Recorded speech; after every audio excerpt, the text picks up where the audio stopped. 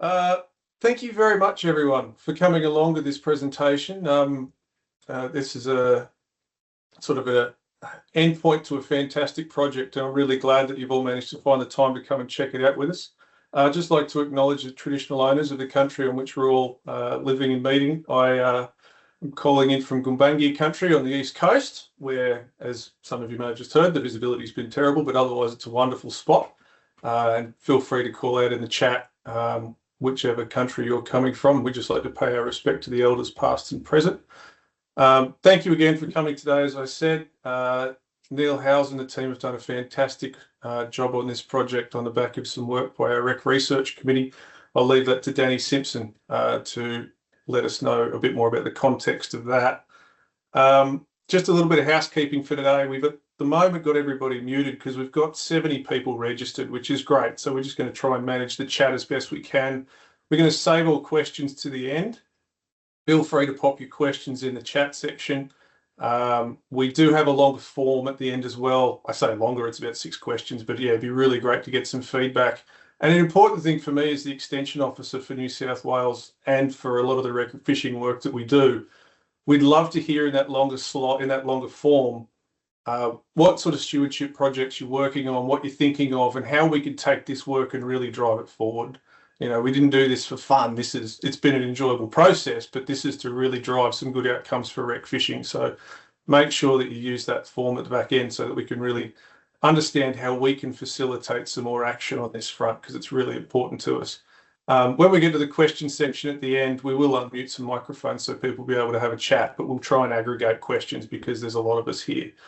I think that'll do from me. I'll hand over to Danny Simpson to give us a little bit more context on how we got to where we are today. So over to you, Danny. Thanks, Chris, and welcome everyone. It's a fantastic turnout and obviously a reflection of the topic, but also the quality of the work that's been generated by Neil and his team. So well done on that. I just wanted to give a bit of background to how this project came about. The Rec Fishing Research Coordination Program is a partnership between the Australian Recreational Fishing Foundation and the FRDC. And over a 3-year period between about 2022 and 2025, our steering committee met on multiple occasions to determine research priorities for the recreational sector. We encapsulated this thinking and this synthesis into our research development and extension plan, which was published a couple of years ago, and the cover of which is shown there. I think for those who haven't seen it, there may be a link coming up in the chat somewhere. It's on the FRDC and the ARF websites.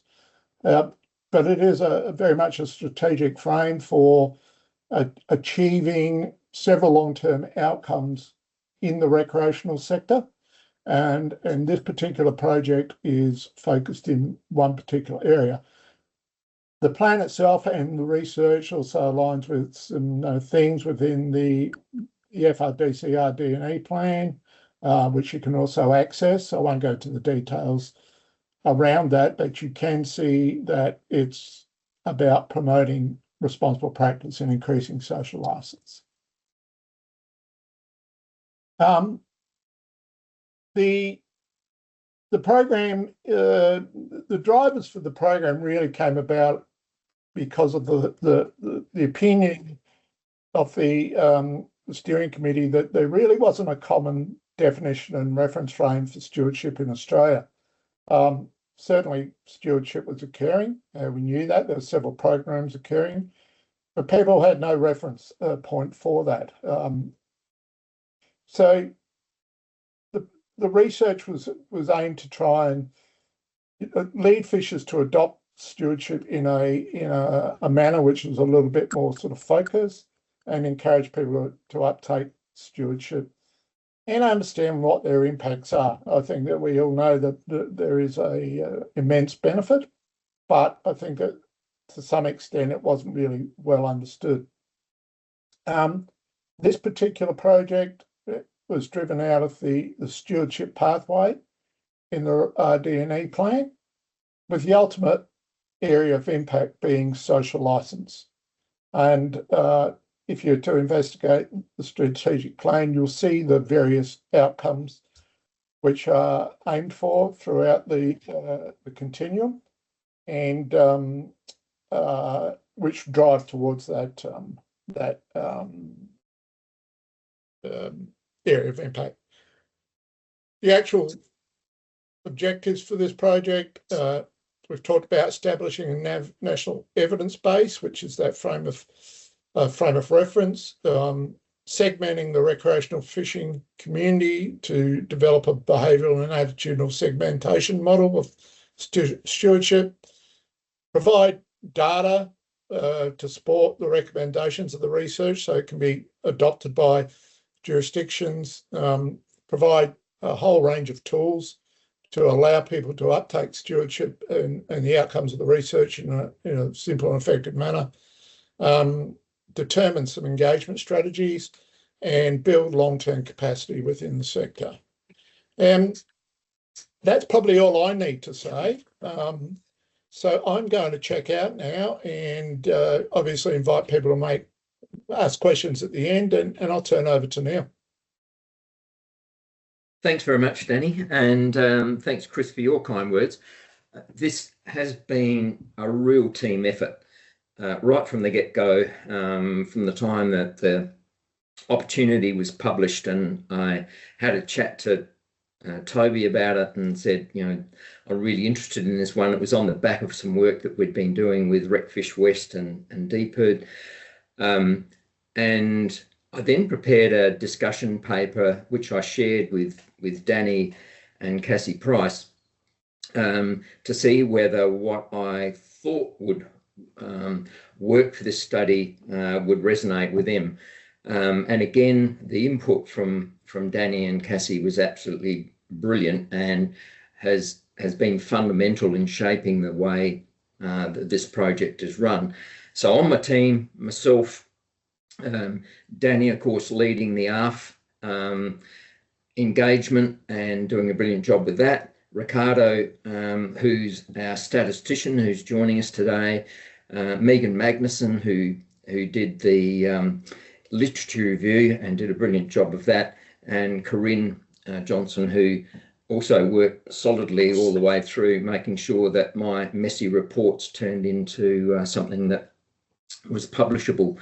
So very, very much a team effort, and Toby's input right throughout the project, I've got to say, was absolutely brilliant, and we would be nowhere near where we are today if I hadn't had that support. So this really is a story about leveraging stewardship. It's not a definition of stewardship, but it's really about how we take the stewardship that already exists and engage with the wreck fishers who aren't currently being reached, and turn what we have seen from the research, from the evidence base, is good intent into practical action. So to begin with, and I'm probably telling everybody what they already know, but fishing has a shared public reputation. In that sense, fishing, which is a shared resource and a shared activity, is a brand. And we've got three components: the wreck fishing, which is the subject of our work. And when I talk about fishing throughout this, I'm focusing on wreck fishing, the commercial fishing component, and the cultural fishing component. So all the interactions that, whether it's a wreck fisher, commercial fisher, or a cultural fisher, have all contribute to how the reputation of fishing is seen. So everybody plays a part in how fish are cared for, animal welfare, habitat, waterways, and of course the future generations. I can't recall who I was speaking with, and it may have come through a few of the interviews that I did, but simply no fish, no fishing. So if fishing is to remain that trusted, valued and supported activity, stewardship has to be really visible across the whole fishing story. But as I said, today we're going to be talking about rec fishing. So Danny's already pretty much covered this in terms of how the project began. The discussion paper that I prepared, and then away we went with the application, and we were very fortunate to win the funding to undertake the study. We certainly kept the roadmap objective, but we added an evidence base to make that roadmap usable, and in addition, the communications toolkit, which I'll talk about a little bit later. So I think the focus right at the outset was more about undertaking a literature review, seeing what was being done in the area of stewardship. What that could do really well was tell us what had already been tried, what the recurring themes are, the barriers to encouraging people to stewardship are, and what the national and the international literature was telling us. What it couldn't tell us, and the reason why we shaped the study the way that we have, is how widespread stewardship behaviours are nationally, and which fishes are most receptive, and indeed which fishes are least receptive, how we actually reach those groups of fishes, and whether change could be tracked over time to see whether the programs and initiatives that are being implemented throughout the country at peak body level and the fisheries agencies level are actually making a difference.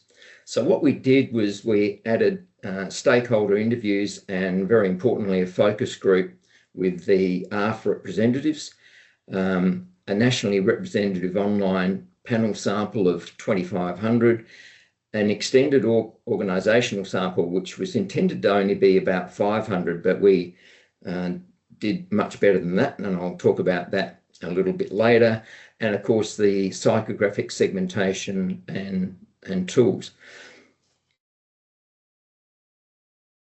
So the approach was quite straightforward. Listen in terms of the lit review, the stakeholder interviews, the focus group, measure it using the online panel and the extended sample, using latent class analysis to segment the data set, and I'll talk a little bit more about that shortly, and then apply it in terms of developing the communication toolkit, the creative brief framework, and the stewardship roadmap, the practical tools that we were told were required.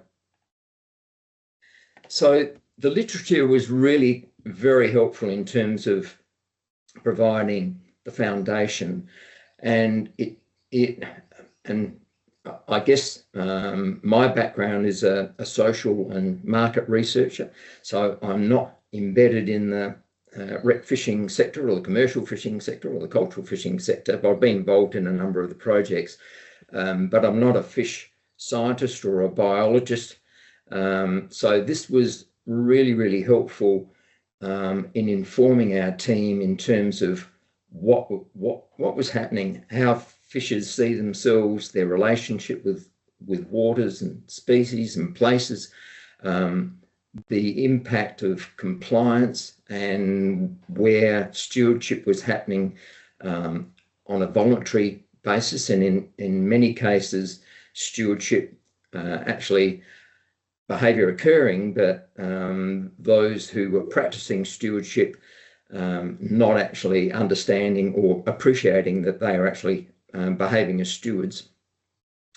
The impact of peer behaviour and the effect that has, not simply institutional messages, and of course the importantly what the barriers are, how we can engage with fishers to reinforce the behaviour of those who are already exhibiting good stewardship behaviour, and engaging with those who are less aligned to encourage them to become stewardship or embrace stewardship behaviour.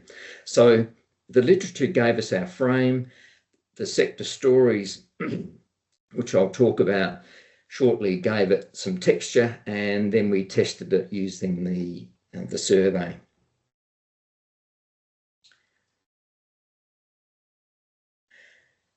So what were we listening for? So we were listening for primarily 4 things: place, where the fishers feel responsibility; practice, what are they actually doing, and maybe not even calling it stewardship; who do fishers listen to and who do they turn off from; and in terms of pathways, how can good intent become embedded behaviour? So we heard that stewardship's already happening, and we found out how it can be further activated. So we heard from a pretty broad range of stakeholders, and the interviews that we held lasted anywhere from about 45 minutes up to a couple of hours. I got to say, it's some of the most enjoyable interviewing that I've done in my career, and I'm immensely appreciative of the time and the input that everybody who participated, that's listed on that slide, gave in terms of their time and input. All those interviews were done by teams. I downloaded the transcript, I wrote them up, I sent them out. People then edited them and provided feedback and references, and it was just absolutely brilliant. And again, without the support of everybody who participated in the qualitative phase, we'd be nowhere near where we are with this study today. Then we had our focus group. So that was held in Adelaide. Danny coordinated that, and we had all the peak bodies around the table. I've got to say, this was a massive light bulb moment for me. I'd been working through the study up to that point with a view that we could create a generic awareness campaign, or a series of generic awareness campaigns that the peak bodies and the fisheries agencies could just basically hook into and use. And the message came through very loudly in that focus group, that what the peak bodies were really after was evidence-based guidance on making specific choices about the audience. So who are they going to be engaging with, what the messaging should be, who the messenger should be, and also the channel, the resources and the evaluation. So the who, what, who speaks and where really was a pivotal moment, probably not for Danny, but it was a pivotal moment for me in the research design, and certainly shaped it going forward, and immensely appreciative of that particular focus group. We then moved to the national survey. So the literature review and the stories that we heard, they were all brilliant, as I said, but we really needed a quantitative measure to better understand how, at a national level, stewardship was understood and being practiced, and how we could engage and with whom, and what the messaging should be. So we measured prevalence, so how common are different stewardship attitudes and behaviours. We avoided averages, which fishers respond to which motivations and barriers. So in an ideal world, with communications, you'd be able to understand every individual, and you'd tailor, a bit like somebody that you bump into face to face, and you understand that person, you can tailor what you're talking to them about and to that particular person if you know them. The challenge with trying to deal with a peak body membership or fisheries agency database is that you've got a large thousands of people that you're trying to engage with, and they're going to want their messages in different ways and presented in different ways and presented by different people for those messages to be effective. So we tested the channel. So who trusts agencies, who trusts the scientists, who trusts the peak bodies or their fellow fishers? And we created a benchmark so that we can measure over time. So if we replicated this study, say in 3 years' time, we could see whether the activity that's been undertaken across the country has made a difference in terms of how stewardship's been embraced. So the survey took the stories and the hypotheses and turned it into data that we could use to support decision making. And when I say we, a lot of that was Ricardo, who did all the latent class analysis to convert the data set into the 4 segments that we landed on. So segmentation was central. So you can, with segmentation, you can slice and dice a database or a data set in many ways. Demographically is quite common, socioeconomically. Our approach was to use an attitudinal or psychographic approach where we attempted to understand the different mindsets of the rec fishers, what stewardship actually means to them, what would motivate them, and what would help turn their support into action. So, as I said before, the averages frequently, not always, but frequently hide the answer. So we know from this study that one stewardship message isn't going to work equally well for all fishers, and the same action can need a different framing depending on the audience or the segment that you're engaging with. And the messenger that works for one group may actually reduce trust in another group. So segmentation turns the broad support into practical engagement design, which is where we landed on once we'd done all the analysis. In terms of the input, we had quite an extensive questionnaire. I think it, from memory, took about 15 to 18 minutes for each respondent to complete online.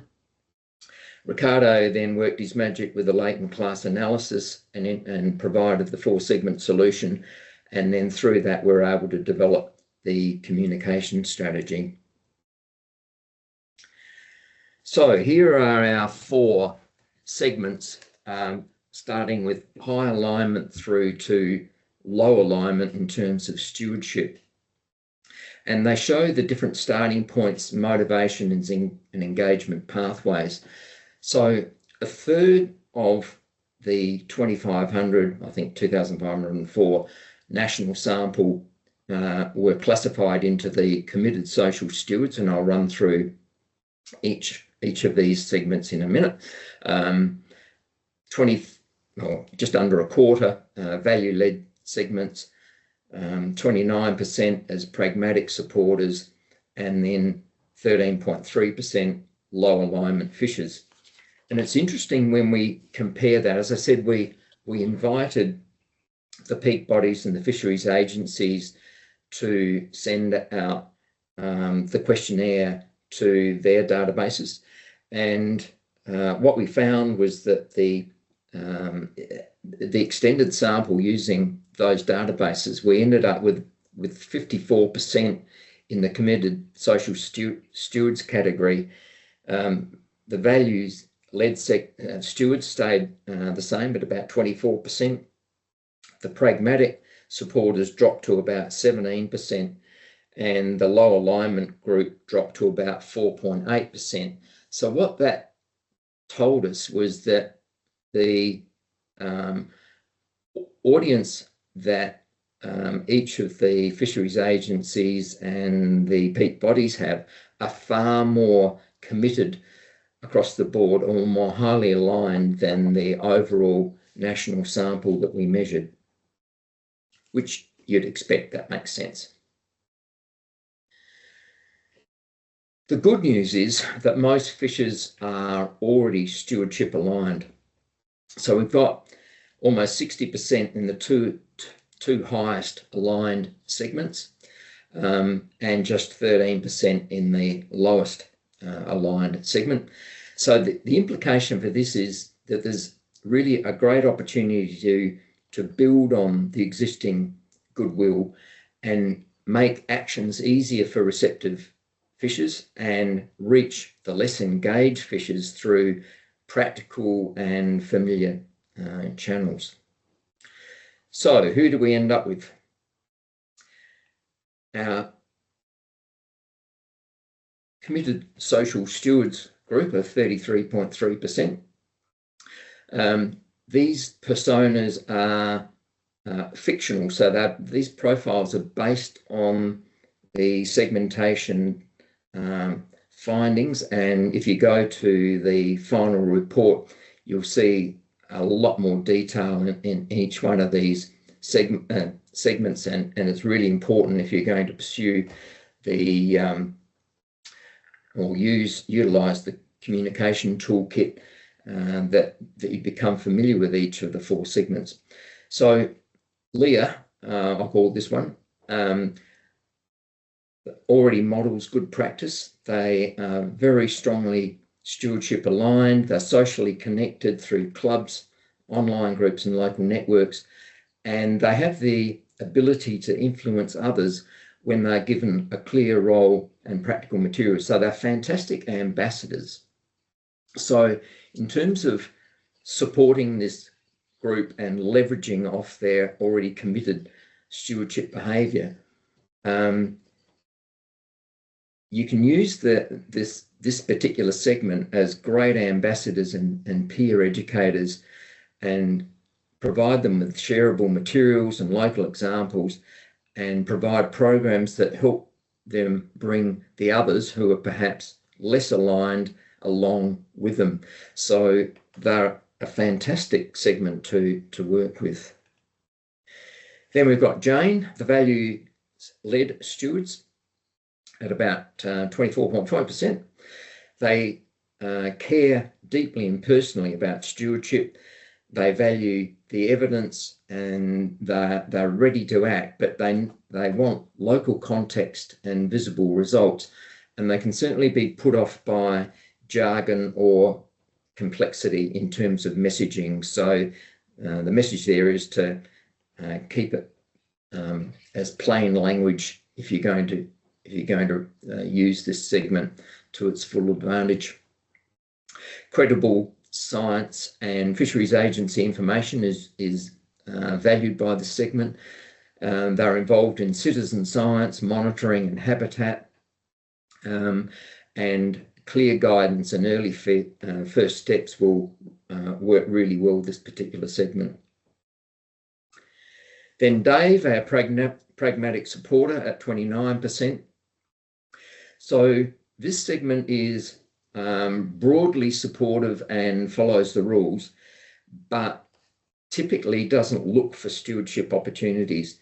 However, the pragmatic supporters will respond to practical benefits that relate to fishing, and they need to see that the action is both simple and worthwhile. So in terms of providing support to this group, it's simple and benefit-led asks, step-by-step practical guidance, short videos, fact sheets and familiar channels will work well with them, and trusted fisher voices backed by fisheries agency evidence can also be quite useful.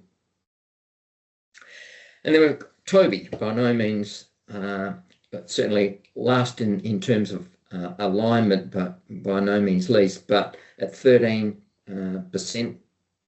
of the overall data set. So fishers for enjoyment, relaxation and experience, but doesn't typically connect fishing with stewardship, much less likely to trust formal institutional messaging, but is still reachable when the action feels practical and relevant to their fishing.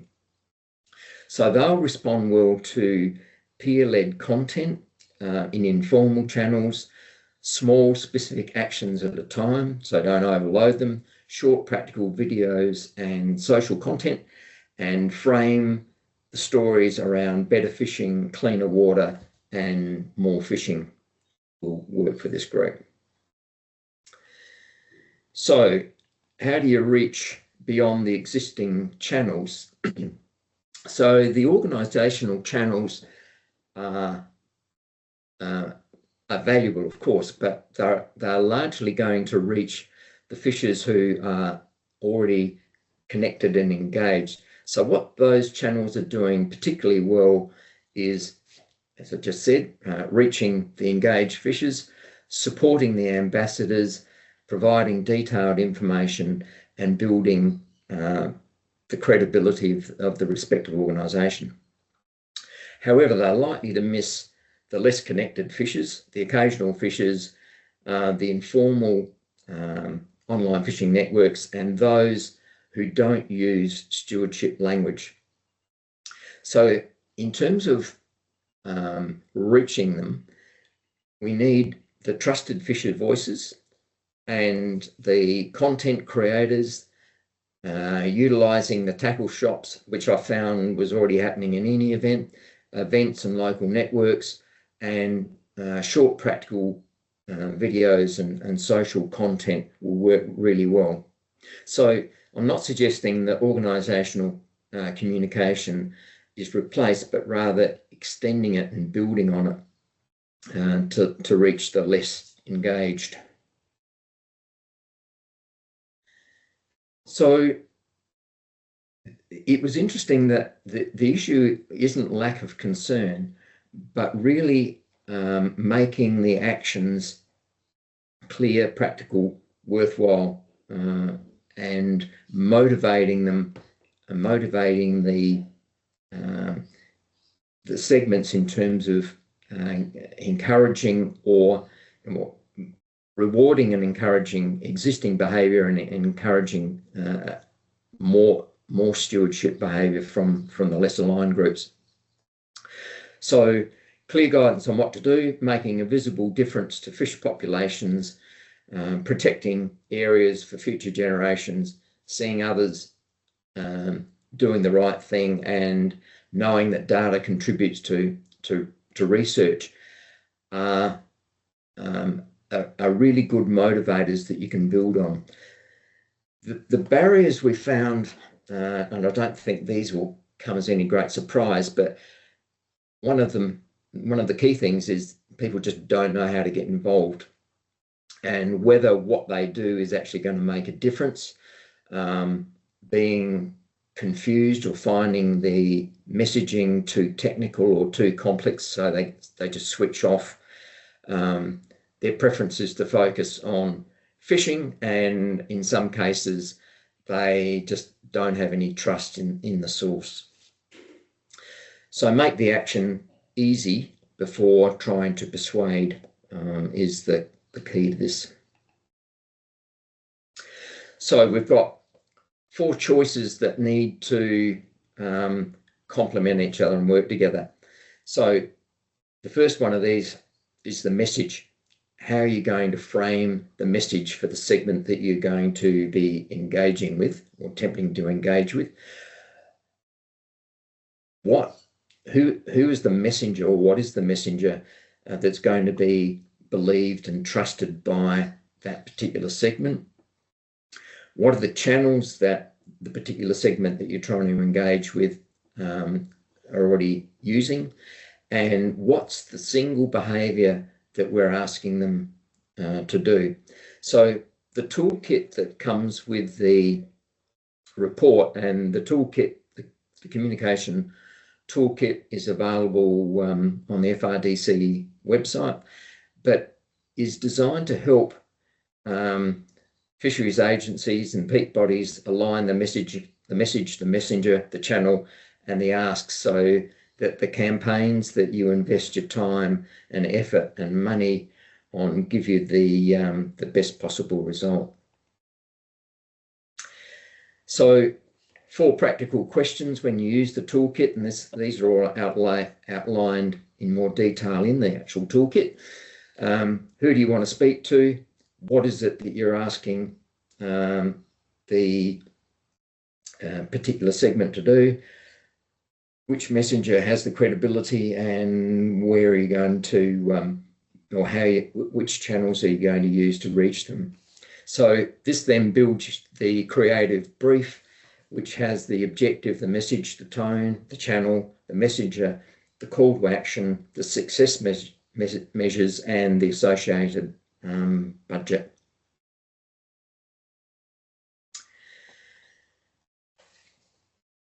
So here's an example for the pragmatic supporters segment, and again, this is detailed in the actual toolkit as an example. So the pragmatic supporters are broadly supportive, but they need clear, relevant guidance to move from passive support to practical action. And the key message is a fish that is handled well has a better chance of surviving. Better survival means more fish for longer, and the delivery logic is to use peer-to-peer tone, short practical video and clear evidence. Fisheries agency evidence, the science, can be used to support the message but shouldn't be the lead voice. So start with the action you want the fishers to take, then design the message, the messenger and the channel around that.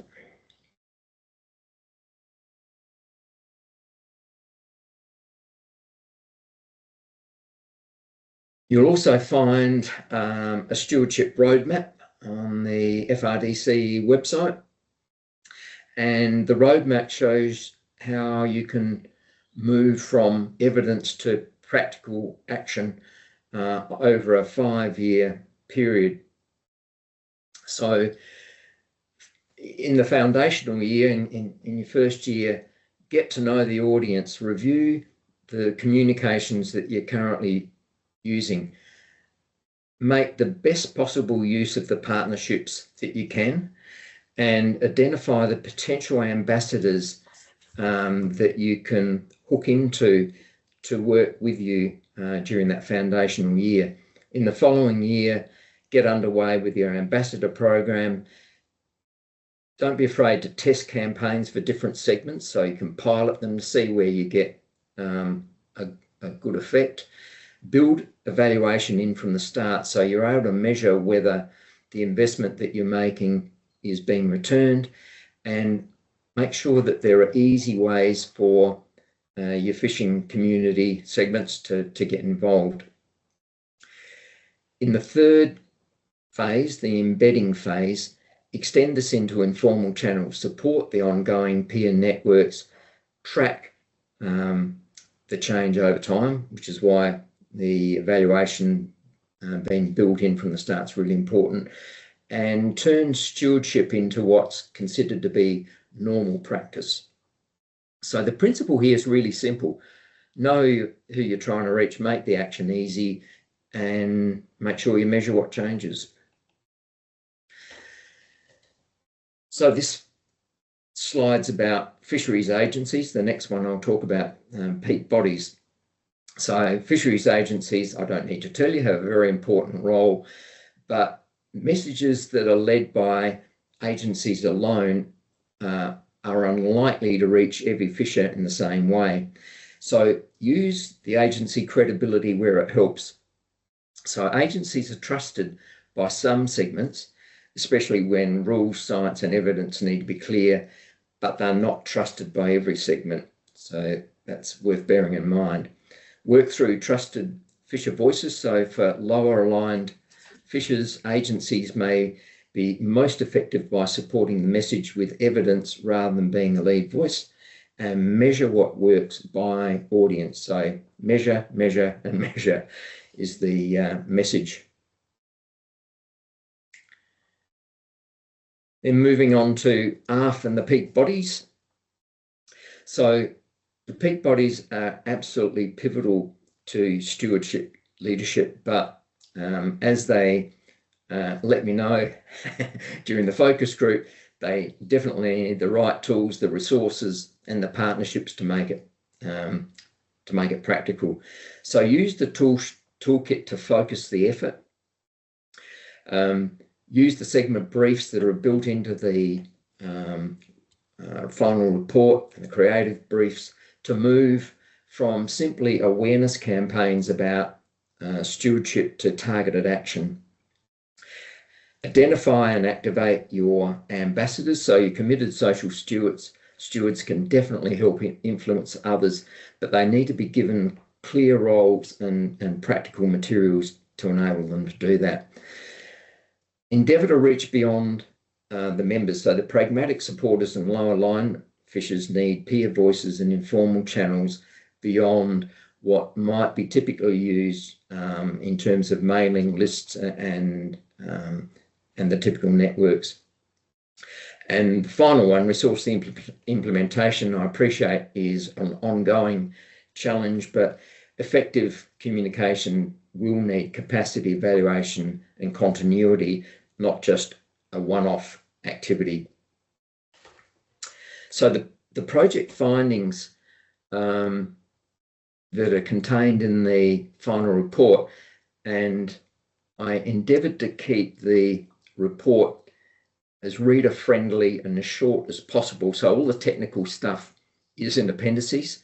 So it's been designed to provide the evidence base to argue for support, not just responsibility. So hopefully we've succeeded there. Which brings us to the discussion. So what the evidence base tells us, the literature review, the series of interviews, the survey, the extended sample survey, the opportunity is definitely there. And the next step is really to build on the strengths and turn these into wider action. So where's stewardship already strong and how can it be leveraged or supported? Which fishes aren't being reached and how do we get to them? And what would help agencies and peak bodies turn that toolkit into action? And that's it for me. I can hand back over.